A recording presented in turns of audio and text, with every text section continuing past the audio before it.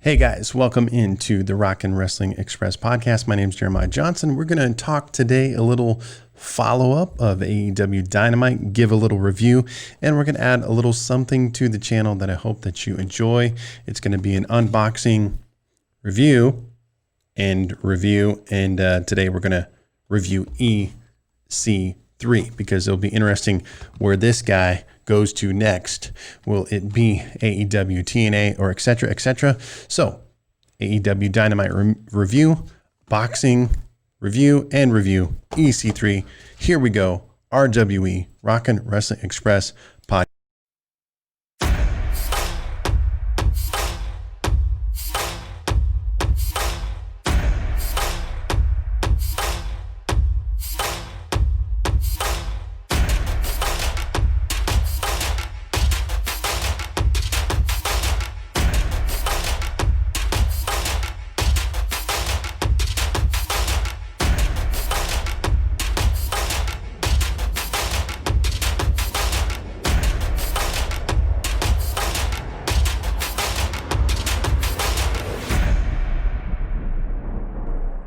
Alrighty, so last night was another episode of AEW Dynamite. Was a solid show overall. I thought nothing amazing. A lot of the expected, not much of the unexpected, but that's how weeks ebb and flow in the course of the pro wrestling game, if you will. But always trying to set up the storylines, and I think, again, AEW doing a solid job of that so far. So I want to give you a few thoughts, and then we'll do our unboxing and review. So let me talk about last night. The first thing I want to talk about, Adam Hangman Page and Kenny Omega. Really enjoying this particular tag team and their work together. It just kind of, when they're dialed in, both great workers, both very experienced. And what I want to say, and I want to do a whole video on this sometime, is talking about Kenny Omega is goatish. I think he is so underrated. You have to consider before AEW officially launched that many considered Kenny Omega to be the greatest wrestler in the world. He's had the 5-star match with Chris Jericho, doing all kinds of crazy things in Japan. And, I thought he would be in line to be one of the first people to get a major push. Obviously, that went to Jericho and Cody and etc.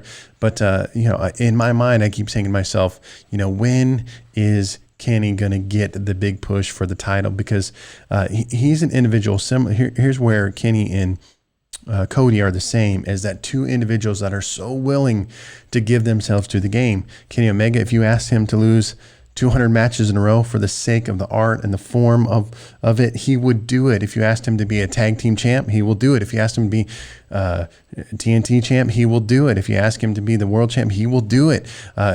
Crazy match he had there with Moxley. I mean, it's just such an amazing wrestler, has an ability to do it all and wants to do it all. I think they'll continue to ride Hangman and Omega for a little bit longer. And then I think it seems like, potentially best friends, or, it's interesting right now because of COVID-19, some of the tag teams that are not, FTR now coming in the game, and just a stacked lineup of great tag teams will definitely be interesting to see how they transition, because I think ultimately Hangman and Omega are best served as individuals, but yet they have done very well together. Secondly, we have Brian Cage coming in, squash match over somebody. I don't know who it was, but anyway, even Tony Khan said openly that they're putting the rocket strap on Brian Cage's back. So with that in mind, if you have the owner of the organization saying that, then I do believe that they will transition the strap from Moxley to Brian Cage at the next pay-per-view. That's going to be my hot take, my hot prediction, and then see what kind of run they put together with Brian Cage. And so overall, what I think right now is very interesting in terms of AEW is, making sure that they don't overload themselves. I mean, they have, in my opinion, I don't think they need any other individuals. I think they have plenty of people to build on. They can always go back to Jericho. I mean, Cody had that ruling. They could somehow work it where Cody gets back in the game for that. They have Kenny Omega, Hangman Page. They have guys that they could build a Brody Lee. I mean, they have 5, now a handful, if not closer to 10 legitimate people that could be world champs, Brian Cage. So it will be interesting to see what they do with these individuals and not get the storylines too discombobulated with different people. So I say, hey, you don't really need to sign any other people. Let's work up. And they also have young people that they can still build up that of their own that I think are on the rise. So anyway, that's my takes on that. I think they're going to continue to run them a little bit longer and then transition them out. I can't hot take. I think FTR would probably be the most likely people to get the straps yet. But then we got the Young Bucks. They haven't had this. They need to get the straps as well, the titles. So we'll see what happens in regards to that. I'm kind of bouncing around, but all that to say is I think Brian Cage will become the champ and they'll begin to transition in that direction. Moving on, Chris Jericho beat Colt Cabana. You got to love Colt Cabana. Again, what I love about AEW, there's such creativity. There's such innovators that are so different. That's why I tend to lean in that direction. Opposed to WWE, there's just a greater creativity, greater love for the art form. It's not so much the same, and so Colt Cabana gets beat. And Jericho, I will give it up to Jericho. So surprised at all that he has brought to the game and what he has brought to AEW. You can see his influence and how skilled and talented he is in terms of not just wrestling, but the faction. Inner circle, see him getting on the mic, doing commentary, all these kind of things. Very, very impressed with Jericho. And, I don't believe in body shaming, but I did put in my notes here, just tighten it up a little bit. I think he's getting a little bit loose. He needs to work out with Tyson. Although they're going to fight each other, they should do some workouts together. And Tyson can give him some advice of how he's rejuvenated himself. So Jericho, doing wonderful. You're like a 9 out of 10 right now. Just that one, tighten it up a little bit, you would be a 10 for sure. So there you go. And like, again, I said, in terms of Brian Cage, which I think they'll transition the strap to him. I also think at any moment, you could always very easily transition back to Jericho because he really did an excellent job with the AEW championship. Transition on to FTR. You can tell that I think they're going to be very wise in what they're going to do with this tag team is let the slow build begin. They're not going to immediately dive into the Young Bucks rivalry instantly. I think they want to establish FTR, their flavor, their feel, who they are going to be. But that is going to come down. And what's nice, again, with AEW, they really have so many places to go. That's why, they've done so many things right. Now it'll be interesting as we continue to go forward in the future, because they're not going to make every decision spot on. They're going to make mistakes and all those kind of things. But man, there's so many pieces now that they have to work with, so many chess pieces. They'll see how they navigate that, and specifically with FTR. So it seems like they're going to do a slow build. They'll establish their style, their new flavor, maybe their new look, and all those kind of things. And then when the time is right, it will be the Bucks and FTR going at it. And then before we get into the unboxing of EC3, all right, I want to talk about Cody Rhodes for a second, or Cody. And it just, again, I think the two most pivotal people that I think will look back in history, which they do get the credit for, would be Cody Rhodes, Kenny Omega. But Cody Rhodes, just this willingness to just completely give himself to the game, if you will. And every time he gets in that ring, we see that it looks and feels like he's giving 100%. And he's really, man, comparatively speaking, whether it be Jungle Boy, Kip Sabian, Sammy Guevara. There's so many of these people now that, as much as Cody is skilled and talented, there's people with almost greater skills and abilities at such a higher level than Cody, but his willingness to sell the story and engage himself emotionally and physically into every one of these matches is tremendous. And I think, again, they will give him a nice, solid run with the championship, and who will be the next one, because and I hope that they really establish that belt similarly to the Intercontinental Championship back in the day, like WWE did, and now it doesn't mean anything. So, all right, here we go. We're going to now transition into the unboxing and a review of EC3 because he's no longer with this company now, WWE. He's one of the guys that got let go. And so let's go ahead and dive it in. This is actually an EC3. It is from Series 107, and it's not like the high end. There's like $10 figure. Okay, so what I'm gonna do, what I thought was cool, instead of there's like Matt Cardona and those guys that do unboxings just on toys, I thought do an unboxing and then review also the wrestler at the same time, not just necessarily the toy. So here we go. We're going to crack this open, pull it out. There it is right there. We're going to pop them out. And as Matt Cardona would say, let him breathe, let him breathe. So there we go. And I'll get some other shots potentially for that, but there he is, the wonderful EC3. And you can see that this is, a basic figure.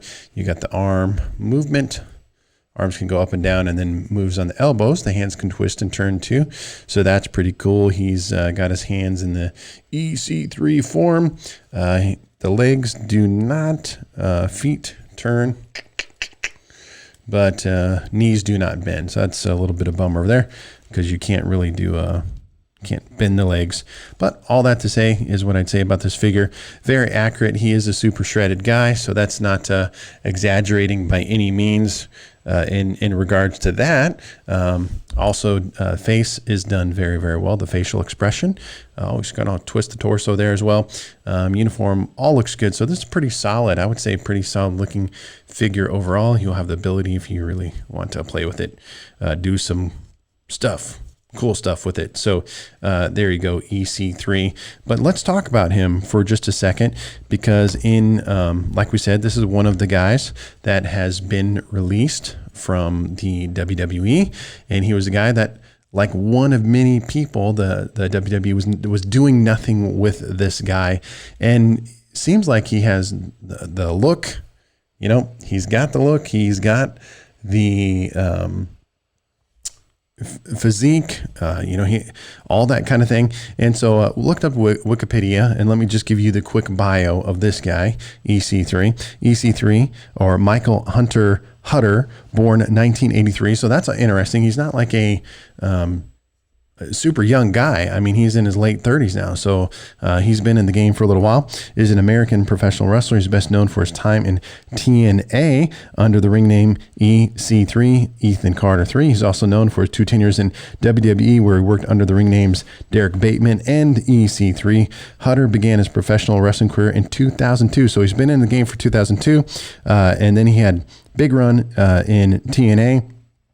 Left WD in 2013, signed with TNA, worked with the promotion as Ethan Carter 3. Then he had TNA World Heavyweight Championship twice and the Impact Grand Championship once. And then he returned to WWE in 2018. NXT main roster debut in 2019. And so this is interesting because, like I said, he's been in the game a long time. He has won championships twice in the Grand Championship in TNA. So he's not, sometimes we talk about guys like this and the potential. Well, the potential is already there. He's already a proven commodity. He's been in the game for extended period of time, tons of wrestling experience. He's wrestled people like Kurt Angle and Matt Hardy. And so he's wrestled all these guys before, but just can't quite understand. As I went back and watched some YouTube videos, he has his top 5 moments video and things like that, why WWE never gave him a run. So clearly maybe there was some behind the backstage stuff happening or something like that. So my prediction, I just talked about how, AEW, don't waste your time in getting, a bunch of WWE guys, but I think this is one guy that you want to get. He's cutting promos. We saw him cut a promo on Twitter regarding FTR, and a faction started with them. So I could very, very much see that AEW goes after this guy. I would approve of that. So EC3, he has been in the game. Make him 37 years old. He's been in the wrestling game since 2002, 2-time in TNA champion, 1-time Grand Prix champion, and WWE did nothing with this guy. He's got the look, he's got the muscles, the face, all that kind of thing. He cuts good promos, great matches, all those kind of things. So another underused talent. So that's why I unboxed him. So this is a $10 figure, not a bad figure. Going to start the collection with EC3. And that's my prediction for EC3 is that he will slide over to AEW. AEW has the ability to seemingly write better stories, and I think he will be better utilized. And I definitely think this could be a guy one day hoisting the AEW strap. So there you go, guys. That's going to be part of the show moving forward each and every week. We're going to do once a week, one unboxing and review per week. This one started off with EC3. So we got love for you, EC3. So we'll see what happens. Hey, guys, thanks for joining us. We will talk to you next time. Rock and Wrestling Express podcast. Subscribe. Come on.